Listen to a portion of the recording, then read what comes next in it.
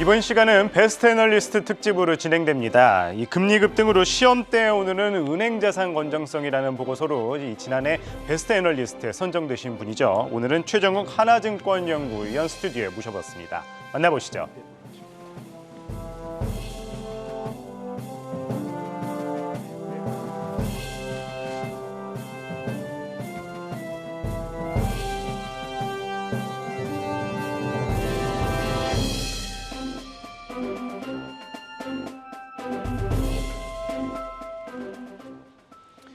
네, 앞서서 잠깐 언급을 하기는 했는데 애널리스트, 베스트 애널리스트 너무 많이 선정이 되셨어요. 네.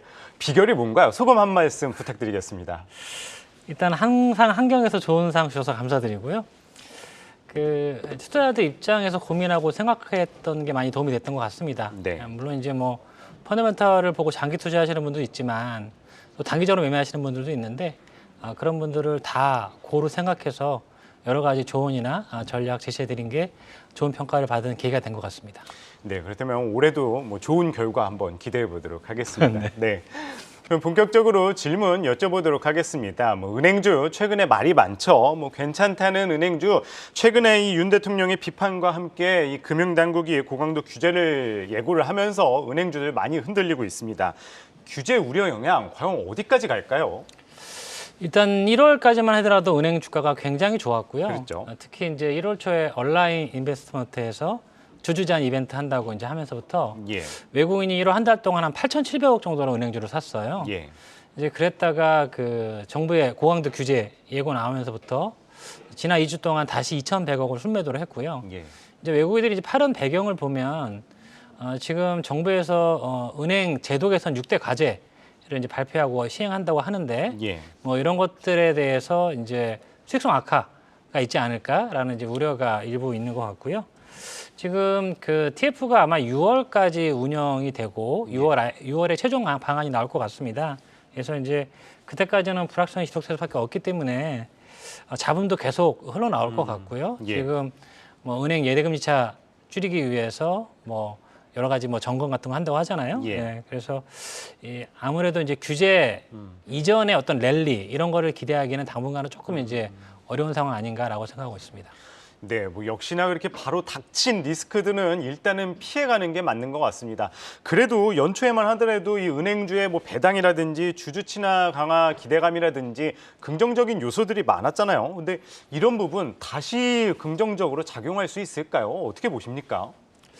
일단 은행 제도 개선 6대 과제 중에서 임직원들의 보수를 점검한다는 것 외에도 은행들 주주 환원 정책이라든지 배당 이런 것들을 점검한다는 내용들이 있습니다. 그래서 사실 1월 달에 주가가 많이 오른 게 주주 환원에 대한 기대감 때문인데 아무래도 이제 그런 기대감이 조금 약화될 수밖에 없을 것 같고요. 최근에 예대금리차 이제 줄어들면서 NIM이 이제 빠질 수 있다라는 걱정들이 많이 있고 그리고 이제 보수적으로 은행들이 아무래도 이제 추가 충당금을 쌓을 수 있기 때문에 실적 가시성이 현저히 좀 떨어지는 상황이에요. 그래서 지금 1분기나 2분기 실적이 얼마가 될지 사실 애널리스트들이 예측하기가 되게 어려운 상황이거든요. 그래서 지금 이제 은행제로 둘러싼 환경이 상당히 불확실성이 크기 때문에 이제 그런 부분을 좀 감안하셔야 될 것 같습니다. 말씀하셨듯이 은행의 핵심 수익성 지표라고 할 수 있죠. 순이자 마진이 이제 모멘텀이 약화가 되고 올 1분기 하락세를 보일 것으로 이제 관측이 되는 가운데 지난해에는 그래도 이 최대 실적을 기록했던 은행주인데 올해는 그러면은 역시나 좀 실적은 안 좋다 보면 되겠죠. 일단 마진은 1분기 내지 2분기를 기점으로 조금 이제 분기 기준으로는 하락을 할 것 같은데요. 마진이 하락한다고 하더라도 이제 충당금이 크게 늘지 않으면 은행 실적이 이렇게 크게 훼손되지는 않습니다. 근데 최근 기사를 보면 은행 연체율이 상당히 많이 올라온다고 하는데 그게 워낙 낮았기 때문에 기저 때문에 0.2에서 0.4로 올라오는 게 2배 오른 것처럼 보이지만 절대적인 수준이 0.4가 높은 수준은 아니거든요. 그리고 이제 정부에서 부동산 경착륙을 막기 위해서 여러 가지 지원 조치들을 하고 있기 때문에 예. 당장 뭐 PF나 이런 쪽에서도 충당금이 막 급등하거나 이럴 것 같지는 않습니다. 그래서 올해를 보면 마진이 조금 떨어진다고 하더라도 성장률이 나오기 때문에 이자액은 조금 더 추가적으로 좋아질 것 같고요. 예.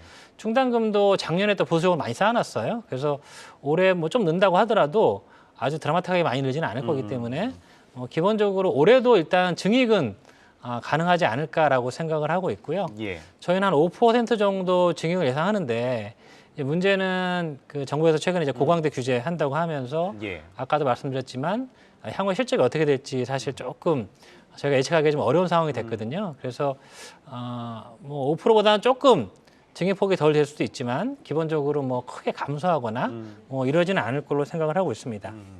뭐 실적이 크게 감소하지는 않지만 워낙 이 정부의 고강도 정책 규제가 있는 만큼 조금 더 상황을 지켜봐야 된다. 뭐 이렇게 말씀을 주셨습니다. 뭐 힘든 상황이긴 하지만 그렇다면 은행주 투자 매력은 좀 어떻게 바라보십니까? 일단 이제 규제 이슈가 불거진 다음부터 KB금융 같은 경우는 거의 한 10% 가까이 빠졌어요. 예. 그래서 이제 단기 낙폭이 조금 큰 상황이고요. 지금 규제 이슈가 사실 은행주에 부정적인 거는 분명하긴 한데 예. 최근에 이제 가점 체제를 깨기 위해서 언급되는 여러 가지 방안들 있잖아요. 이런 예. 것들이 사실 뭐 실효성이 그렇게 크지 않다 뭐 이런 얘기들도 있기 때문에 당장 은행 펀더멘털에 막 크게 영향을 주거나 예. 뭐 이럴 것 같지는 않습니다. 예. 그래서 일단 주가가 단계 많이 빠졌기 때문에 좀 이제 반등을 하려는 시도는 나타날 것 같은데 예. 아까도 말씀드렸다시피 불확성이 좀 커지는 상황이기 때문에 반등폭도 좀 제한적일 수밖에 없다. 그래서 당분간은 조금 지지부진한 주가 흐름이 예상이 되고 있습니다. 뭐 물론 은행주들 지지부진한 주가가 예상이 되지만은 그러면 그 가운데 그래도 최선호주를 꼽으신다면 어디를 말씀해 주시겠어요? 사실은 이제 은행은 이 주가 움직임이 비슷하거든요. 예. 네, 그래서 그 가운데서 뭐가 최선호주다라고 말씀드리기에는 조금 이제 애매한 측면이 있는데 예. 그래도 저는 이제 하나금융을 가장 좋게 보고 있고요. 예. 이유는 그 수익성 대비 주가가 가장 싸고 하나금융이 업종 내에서는 대표적인 환율 민감주입니다. 그러니까 이제 원달러 환율이 떨어지면 이익도 좋아지고 마진도 좋아지고 자본 비율도 좋아지고 반면에 이제 원달러 환율이 올라가면 조금 네거티브하게 작용을 하는데 예. 최근에 그 킹달러 얘기 나오면서 그쵸. 사실 이제 원달러 환율이 좀 올라갔잖아요. 예. 그러면서 주가가 좀 약했는데 좀 길게 보면 연말에는 다시 원달러 환율은 좀 떨어지지 않을까 싶거든요. 그렇게 보면 아무래도 그 원달러 환율 관련된 모멘텀이 조금 더 있는 편이고 그 이번에 실적 발표에서 이제 주주 완화 정책을 발표를 했는데 예. 상당히 선명하게 다른 은행들보다는 좀 더 구체적으로 뭐 로직을 제시해서 뭐 이렇게 제시를 했습니다. 이제 그런 것들이 상당히 뭐 투자자들한테 긍정적으로 아마 평가받지 않을까 그렇게 생각을 하고 있습니다. 예, 뭐 은행주 가운데에서는 그래도 어려운 상황이지만 하나금융을 그래도 한번 말씀을 해주셨습니다.